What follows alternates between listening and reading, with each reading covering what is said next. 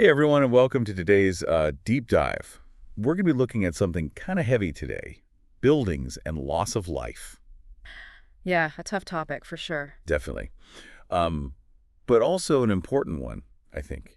You know, It is, and absolutely. we're going to be talking about, the buildings themselves, Hmm. but also the human element behind, these events. Of course, because each incident has its own unique weight Right. and deserves, a sensitive Right. approach to understanding what happened. So we've got a list here of 10 buildings or sometimes groups of buildings where large numbers of people lost their lives. Right. And I just want to say up front, the numbers we're using, Yeah. they're estimates. Mm-hmm. And they can vary depending on the source. Sure, estimates are often all we have. Yeah, but they give us a sense of the scale of these The events. sheer impact of these events. Right. And as we go through this list, you'll notice a variety of causes, really. Yeah. Accidents, natural disasters, even a combination of factors. Context is super important here. Okay, so let's jump right in. The first one on our list, and this is one that I think probably gives a lot of people chills, the World Trade Center. Oh, yes. The September 11th attacks in 2001 resulted in an estimated 2,753 fatalities at the World Trade Center, plus another 125 at the Pentagon. Yeah, the collapse of those towers. It shook the world. It Yeah. changed the New York skyline, but it also changed the way we think about security in buildings in general. Absolutely, and it led to a lot of changes, like those airport security checks we all know, and sometimes love. Sometimes love, exactly. Okay, so speaking of feeling unsafe in buildings, Okay. the Grenfell Tower fire in London in 2017 took an estimated 72 lives. Another tragedy for sure. Yeah, I remember reading about the cladding used on the exterior and how it contributed to the fire spreading so quickly. It did, and it triggered a global conversation Yeah. about flammable materials in buildings, Yeah. especially high rises. They made me wonder, like, are people worried about this in other places too? Oh, absolutely.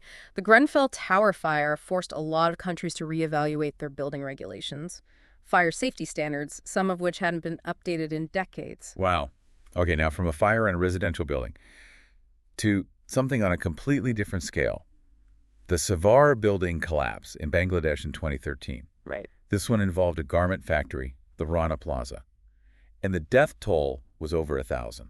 A truly staggering number. Yeah, an estimated 134 people. The Rana Plaza collapse exposed the often dangerous conditions in the garment industry, Yeah, the disregard for building standards. it makes you think about where our clothes come from. It does. Okay, shifting gears now to a tragedy linked to a natural disaster. Right. The Imperial Hotel in Kyoto, Japan. Okay. The estimated death toll here is a staggering 28,000 people, Wow. associated with the Great Hanshin earthquake in 1995. Powerful reminder that even well-built structures can be vulnerable to natural disasters. So it's not just about building strong structures, Yeah. but also about making them adaptable to their environment. Ex- Okay, our next stop is the Station nightclub in Rhode Island. In 2003, a fire broke out during a concert there, leading to 100 fatalities. The Station nightclub fire brought to light the dangers that can exist in entertainment venues. Yeah, things like pyrotechnics, overcrowding, blocked exits. Right. It's scary to think about. It is, and sadly, those issues often only get attention after a tragedy. Yeah, but the aftermath did lead to stricter regulations for nightclubs. It did, thankfully. Okay, speaking of places that I think hold a lot of emotional weight for people, Columbine High School in Colorado, Yes. the 1999 mass shooting there resulted in the deaths of 13 people, plus the 2 shooters. It really was a turning point in the national conversation about school safety. Yeah, it led to increased security in schools across the country, but it also started a discussion about mental health. And how to prevent similar tragedies. Right. Okay, our next stop takes us to Brazil. The Kiss nightclub in Santa Maria, Okay. another nightclub fire, this one in 2013, resulted in 242 deaths. Sadly, it shows that those factors like overcrowding and inadequate safety measures can still be present even years after a similar tragedy. Yeah, it really underscores the need for constant vigilance. Absolutely. Okay, moving on to something quite different now. The Bohol Public Market in the Philippines. In 1959, a mass stampede occurred there, Oh, wow. leading to an estimated 650 deaths. A stark reminder about crowd management and the need for clear evacuation routes, Especially in crowded places. or even in places we might consider safe. Okay, on to our 9th stop, the Tampere Theater in Finland. In 1918, a fire broke out, claiming the lives of 183 people. The Tampere Theater fire offers a valuable lesson about fire safety in public venues. especially those that cater to young people. Right. And last but not least, we have the Triangle Shirtwaist Factory in New York City. Ah, yes, a pivotal moment in labor history. Yeah, this fire in 1911 led to the deaths of 146 garment workers. Most of them young immigrant women. Yeah, it's a really powerful reminder of the conditions workers faced back then. It is, and it sparked public outrage, leading to significant labor reforms. I remember learning about this in school. The image of those women trapped inside. It's haunting. It is a powerful symbol of the need for worker safety. Wow, we've covered a lot of ground here. We have. And I'm already seeing a common thread running through many of these tragedies. Human error. You're absolutely right. Whether it's cutting corners to save money or failing to enforce safety regulations, human choices often play a role. But that's just one piece of the puzzle, right? It is. What other connections are you seeing? That's a great question, and one we'll explore further. Yeah, we've seen how fires, earthquakes, even overcrowding can turn buildings into disaster zones. Yeah. But it's interesting how these tragedies often lead to positive change, Yeah. pushing us to rethink building codes and safety standards. It's like that saying, necessity is the mother of invention, right? Exactly. These awful events kind of force us to look at our mistakes and find better ways to do things. Like you mentioned, the Triangle Shirtwaist Factory fire Yeah. led to some big changes here in the U.S. Huge changes. It makes you realize how important regulations are, Yeah. even though they might seem like a hassle sometimes. Absolutely. Before that, things like fire escapes and sprinkler systems weren't even mandatory in many buildings. Wow. Today, those are basic safety features. And it's largely thanks to the public outcry after that tragedy. It's almost like a domino effect. One event leads to another, and hopefully each step takes us further down the path toward a safer future. I like that analogy. Yeah. Speaking of those nightclub fires we talked about, Yeah. the Station nightclub and the Kiss nightclub, Yes. did those also trigger changes in how we think about safety in entertainment venues? Absolutely, they did. You mentioned pyrotechnics earlier, and it made me think about all the concerts I've been to. Were those sorts of things even regulated before? Before the Station nightclub fire, the use of pyrotechnics indoors Hmm. was often a bit of a Wild West situation. Regulations varied widely or were non-existent in some places.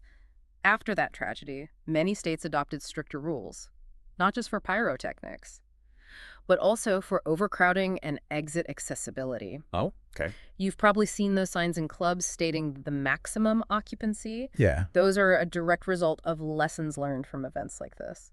Okay, so we've got fire safety getting a much-needed overhaul. Mm-hmm. But what about natural disasters? The Imperial Hotel in Kyoto got me thinking, how do you even design a building to withstand an earthquake? Well, that's where things get really interesting.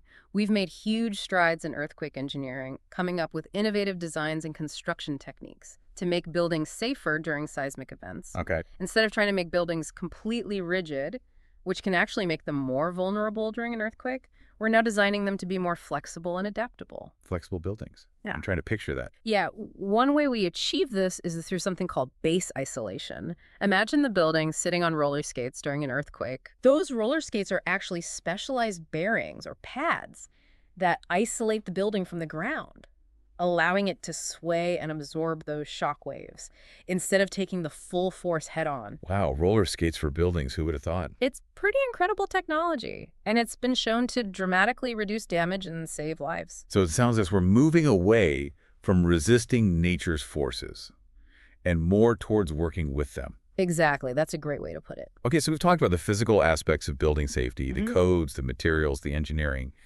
But what about the human side of things? Earlier we talked about human error Right. playing a role in many of these tragedies. Mm-hmm. How do we address that? That's a critical point, Yeah.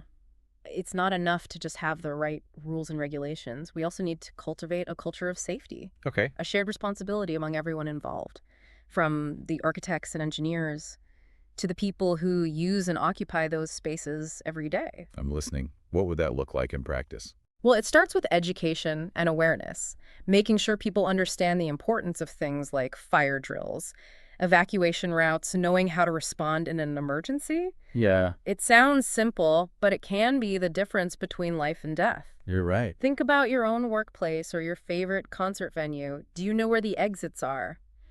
Would you know what to do if the fire alarm went off? That's a good point. These are questions we should all be asking ourselves. Yeah, it's easy to just go through the motions during a fire drill, but it's important to take it seriously. and actually visualize what you would do in a real emergency. Absolutely. And it's not just about individuals knowing how to respond.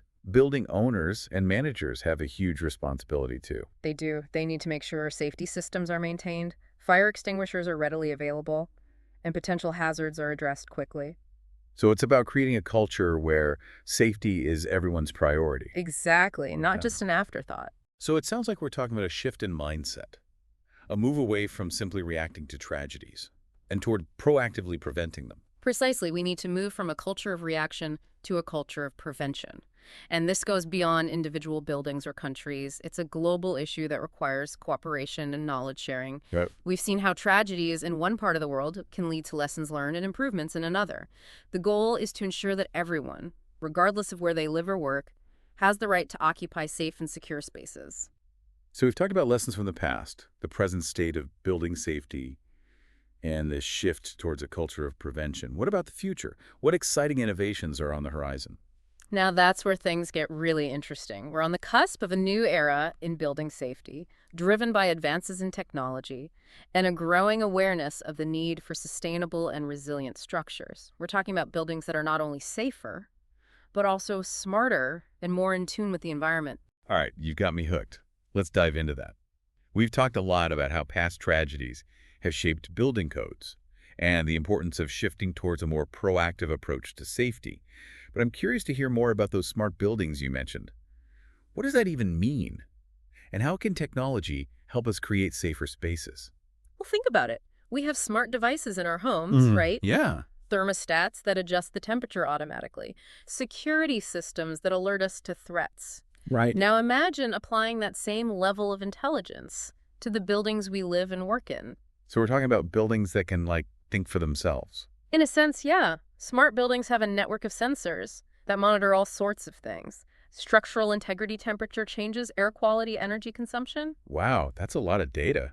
What do we do with all that information? That's where the magic happens. The data is analyzed in real time to identify patterns and anomalies that might indicate a problem. For example, sensors in concrete beams can detect tiny changes in stress, alerting engineers to potential weaknesses before they become visible. So it's like giving the building a checkup 24/7. Exactly. That's pretty cool.